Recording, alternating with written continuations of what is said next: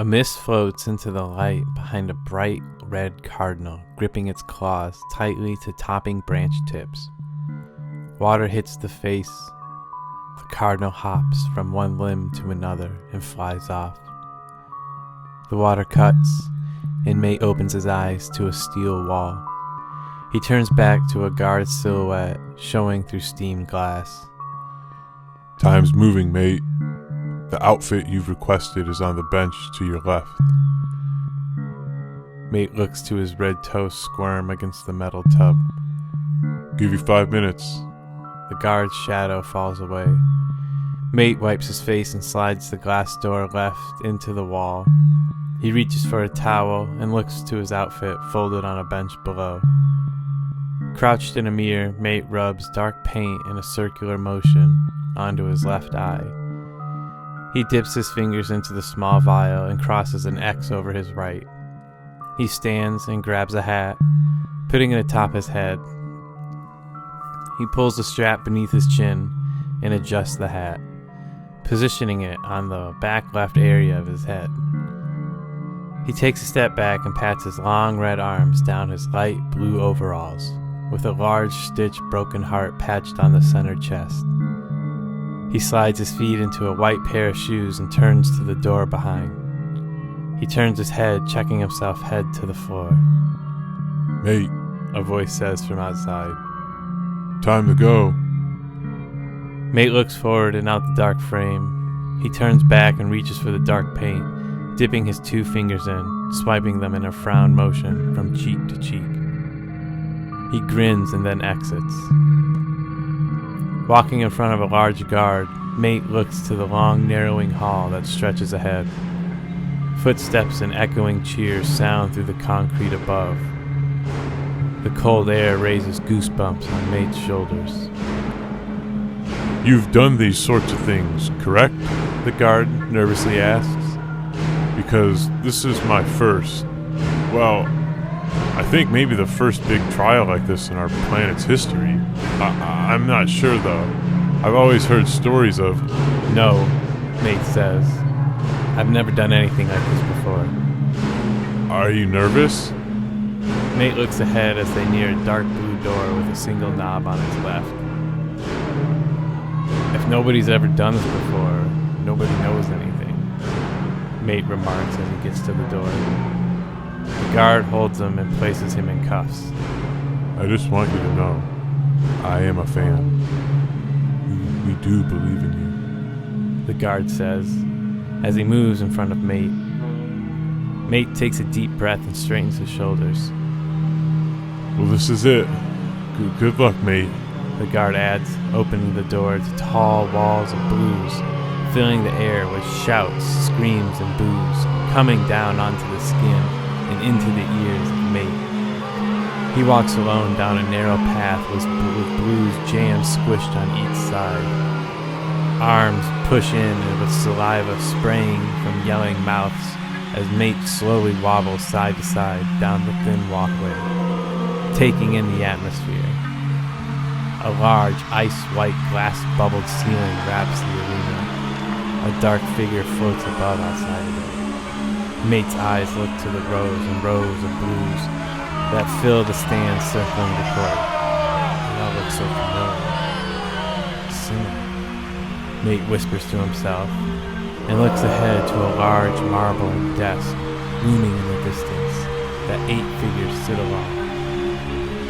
"Nice uniform, you nonconformist coward!" a blue shouts, diving in on Mate, who ducks out of the way. "Fuck you!" a blue shouts back, taking the hit as a small brawl of blues breaks out. Mate looks back as he stumbles quickly down the path and out to an open area.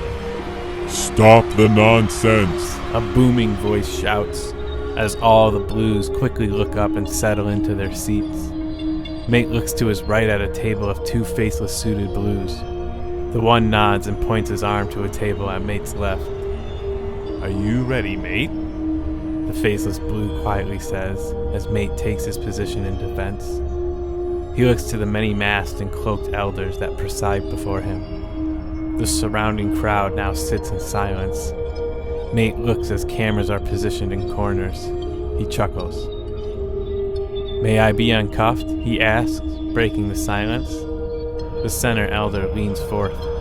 As a prisoner of the state, we must keep you restrained in all public settings.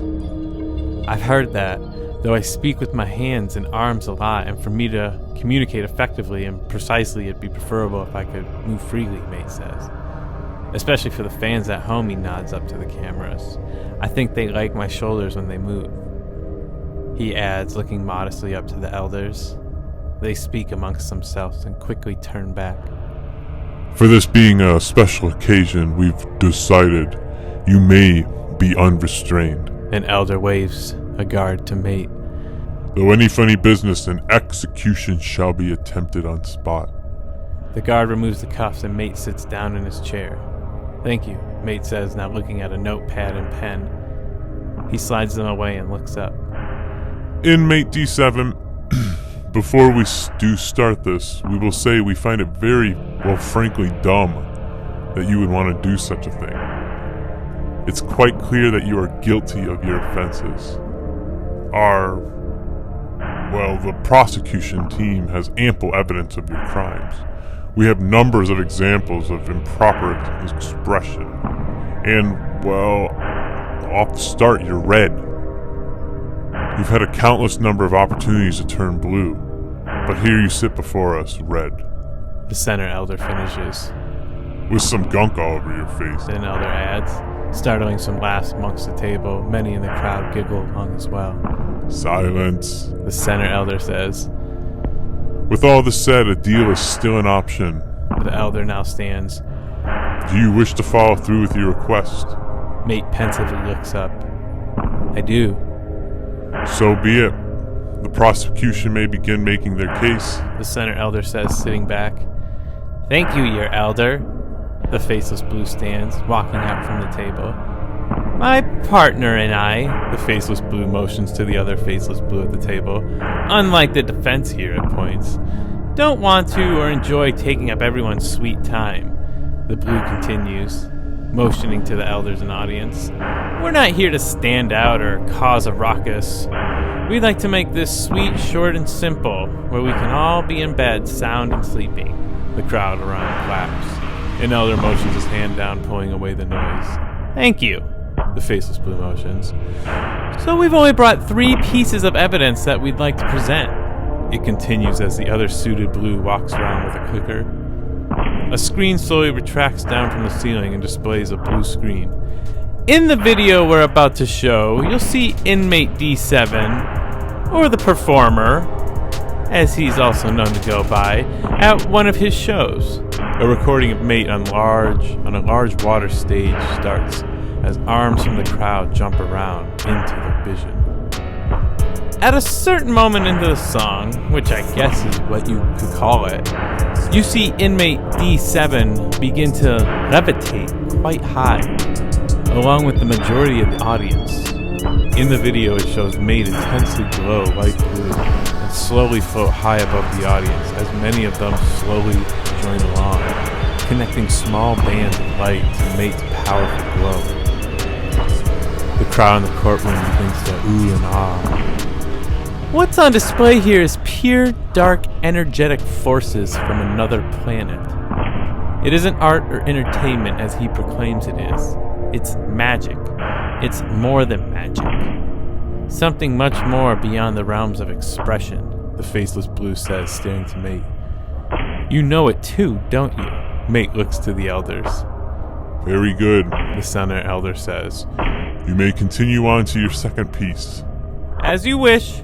Inmate D7, our elders, members of the audience, would you please place your attention to section 105?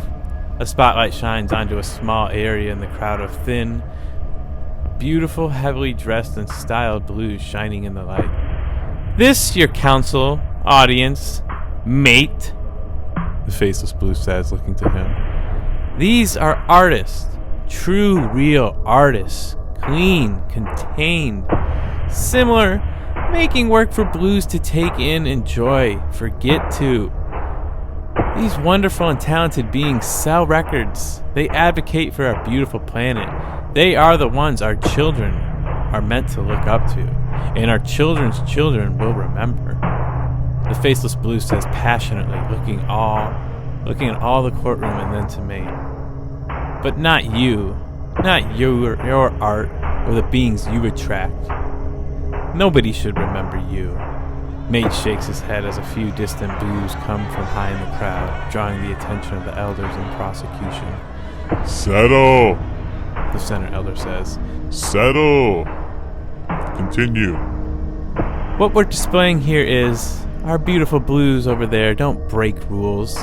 They don't hate society. They create for society, for the betterment of society. They are our planet's source of happiness. They're pleasant. They listen and respect our elders. And the Faceless Blue stops. What else do they respect? Mate asks. Your elder, the Faceless Blue remarks. Silence, inmate D7. The Center Elder looks to the Faceless Blue. I think your point has been made. Please, to the last piece of evidence. Yes, your elder, the Faceless Blue says, looking to the other. Our last piece of evidence sits right before us. They point. Inmate D7, the Faceless Blue loudly says. As our elders have already stated, you failed to turn blue. You failed to even want to be blue. What makes you so significant? What makes you so separate? Look around. Look around you. Look at the planet around you for once in your pathetic life. Fuck you, Mate says. The crowd ahs. Settle! The Center Elder bellows. The Faceless Blue resets with a grin. It's that right there, isn't it? You just can't stand it. You just can't stand it when we're, the Faceless Blue looks around, when we're right. All of us blues, and it's just you. Lonely, sad, angry little you, the Faceless Blue says, looking at the frown of Mate. He's not one of us, and never will be. He deserves to be forgotten and rot. They stare at each other. You wasted your chance. You let down our elders, and for that, damn you. The Faceless Blue turns to the elders. Is that all for the prosecution? The Center Elder asked. That would be all. And as we said, short, sweet, and stating the simple obvious. We rest our case and hand it to the defense. Okay then. We'll reset shortly. The elders stand from their mounts and turn away as the crowd meanders outdoors to concessions. Mate sits alone looking to the bodies move. He looks to a camera pointed at him and stares deep into the lens eye, staring back. Hello, he mouths with a smile to screens all around as he rests back into his seat.